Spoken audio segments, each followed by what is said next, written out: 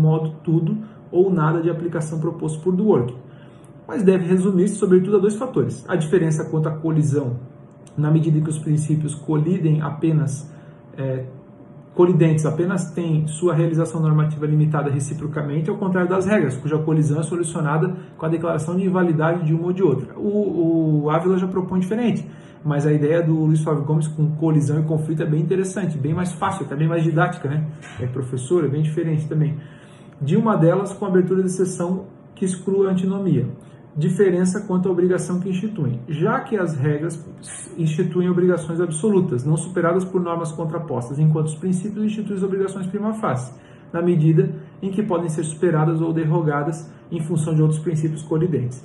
Resumidamente, com palavras mais complicadas, mas ele fala a mesma coisa, né? A questão de que as regras, uma pode excluir a outra, mas os princípios não se excluem. Se aplica um mais importante do que o outro, mas não se excluem. Aí o comentário da aluna para fechar o tópico. Isto posto, tem-se que os princípios resumir-se-ão a dois fatores. Quanto à colisão e quanto à obrigação que instituem, já as regras terá a colisão solucionada com a declaração de invalidade de uma delas. No tocante aos princípios, é certo que quando surgirem casos onde os princípios se opuserem, implicarão num conflito, porém o conflito ocorrerá em relação à escolha de qual será aplicado e não em relação ao seu conteúdo. Aqui tem um detalhe bem importante de que ela escreveu que eu vou corrigir agora o texto. Essas aspas aqui não existem, tá? Porque o texto já separa a palavra conflito, mas não esse entre aspas aqui, porque não tem a necessidade de fazer isso. A aspas só se usa lá para uma citação direta de fato. Então aqui é uma coisa que passou também no trabalho dela. Assim, ó, não é uma, não é duas, são 3, 4 correções, ainda assim sempre fica alguma coisa. O tópico terminou aqui. Então nós temos aqui um tópico em que falou sobre princípios e regras. Ele utilizou três obras importantes, do Luiz Flávio Gomes, da Letícia Balsamão, do Humberto Ávila, e que nós temos uma ideia principal transmitida ao leitor, de que existe diferença entre princípio e regra, a colisão de um, o conflito de outro, como é que se aplica. Beleza, isso é uma monografia.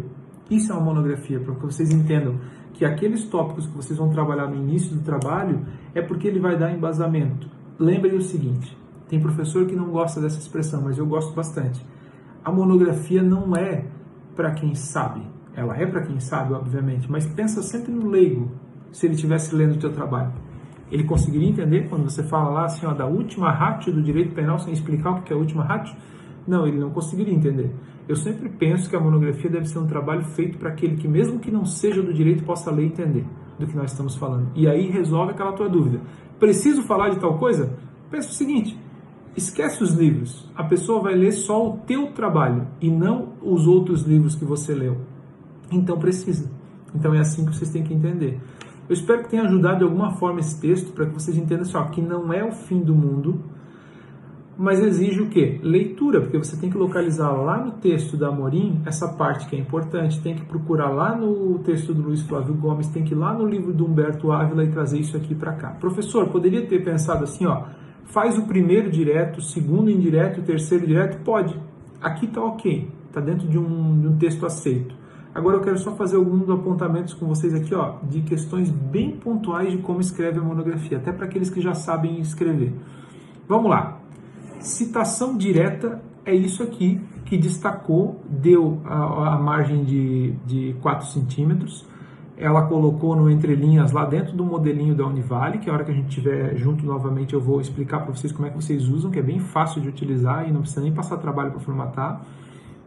Isso é uma citação direta, ótimo. Ela tem letra 11, ela tem um espaçamento diferente e tudo mais. Quando eu chamo o autor, eu só vou usar o sobrenome. Então eu falo lá do Amorim, eu falo do Gomes e eu falo do Ávila. Eu não vou dizer assim, ó, o ilustríssimo professor de cursinho, que é mais difícil, Luiz Flávio Gomes diz o seguinte. Não faz isso, né? Porque se eu falar que o Luiz Flávio Gomes é magnífico, o que eu vou dizer para o Nut? Que ele é mediano? Então eu não posso ficar elogiando e nem muito menos colocando o nome completo, não tem necessidade. Coloca o sobrenome. E daí lá embaixo, depois de fazer a citação direta e colocar o nome dele lá em cima, vocês podem perceber que é o seguinte, a nota de rodapé, ela vai do lado do nome do autor. Ela nunca vai na citação, ela só vai na citação quando não tiver nome do autor em cima. Mas ela vai no nome do autor porque vocês têm que imaginar o seguinte, o nome do autor ele tem um ímã, ele puxa a nota de rodapé para o lado do nome dele. Porque quando eu falei assim, Amorim, Antes de continuar lendo, o leitor vai lá para baixo e olha, tá, é a Letícia, diz, é um artigo de internet, então tá aqui que ela fala, dispõe que é assim que deveria se ler a monografia, que daí o cara vai lendo e vendo onde é que estão as notas, beleza? Então a nota vai sempre do lado do nome. No rodapé, não usem obsit, ibi idem, nada disso, coloquem completo. Tá? É o nome, é o título do livro, é o tipo do livro, edição e tal.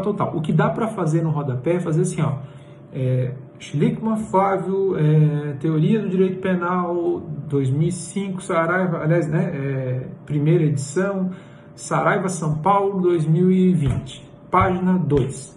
Na segunda vez que eu usar assim, Schlickmann, Flávio, Teoria do Direito Penal, página tal. Da segunda para frente, fazer só nome e título, se eu já usei a obra anteriormente. Meu conselho, vocês vão fazer um trabalho de 90 páginas, de 60 a 90 páginas escritas. Se em cada tópico tiver 3 obras, e você tiver 20 tópicos, faz a conta quantas obras você vai ter.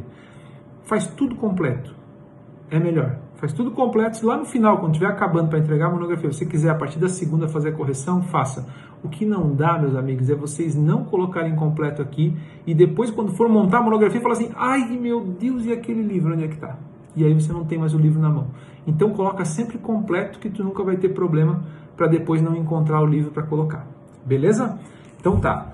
Os sites, eu já coloquei aqui para vocês, já expliquei que essa aqui é uma forma de citar o site, né, de artigos, que nesse caso aqui, poderia não ter ido atrás do Alexi direto? Poderia, mas buscou um jeito que facilitou, que foi outros autores falando sobre eles. Né? De repente, para o trabalho que ela queria fazer aqui, não era tão importante assim a distinção de princípios e regras. Agora, se fosse especificamente sobre o tema principal, não ia aceitar que fosse assim.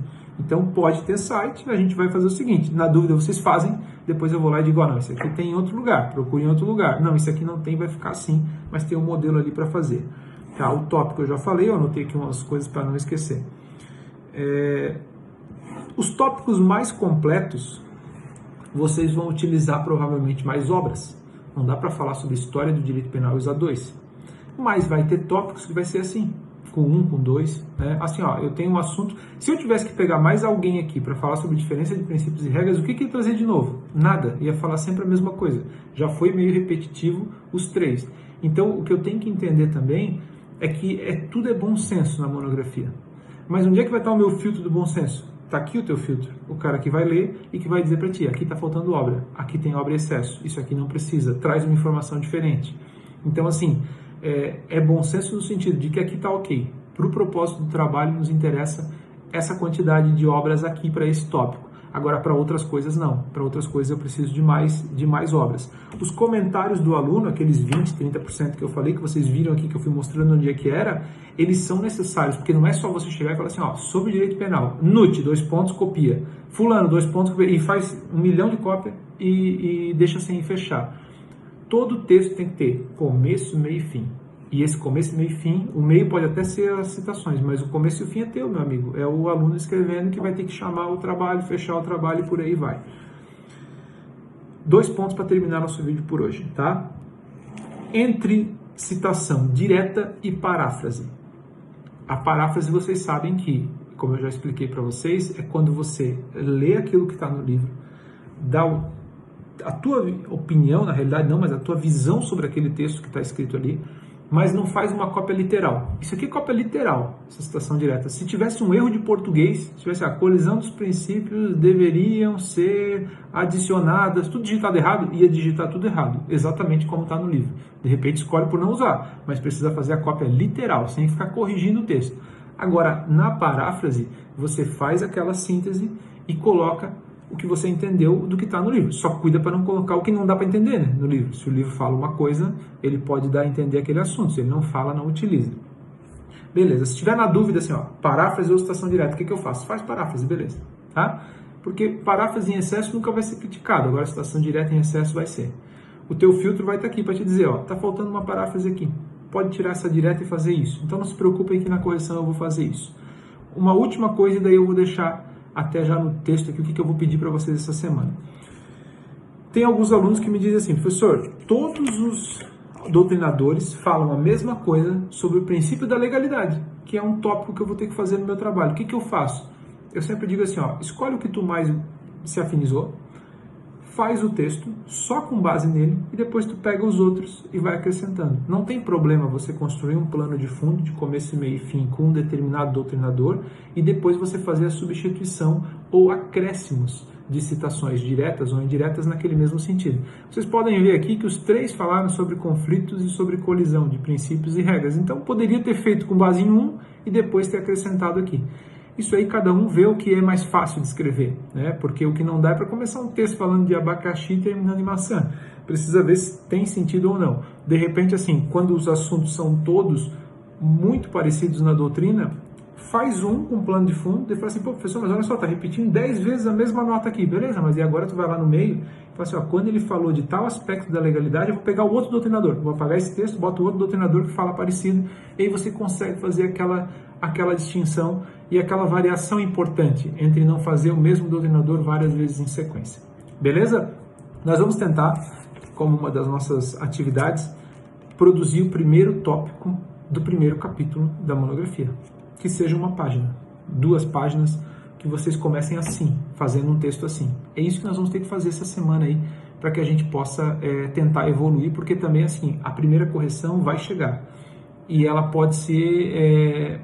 ter mais correções do que vocês esperam, mas depois que você entender como é que escreve, meu amigo, aí segue o barco, porque daí a monografia vai ser tranquila, tá bom? Eu estou colocando também no sistema para vocês, vou colocar para vocês no sistema aqui o tutorial de como que acessa as obras da Saraiva, já estão disponíveis lá, tá bom, meus amigos? A gente se fala aí ao vivo daqui a pouquinho lá no sistema. Abraços!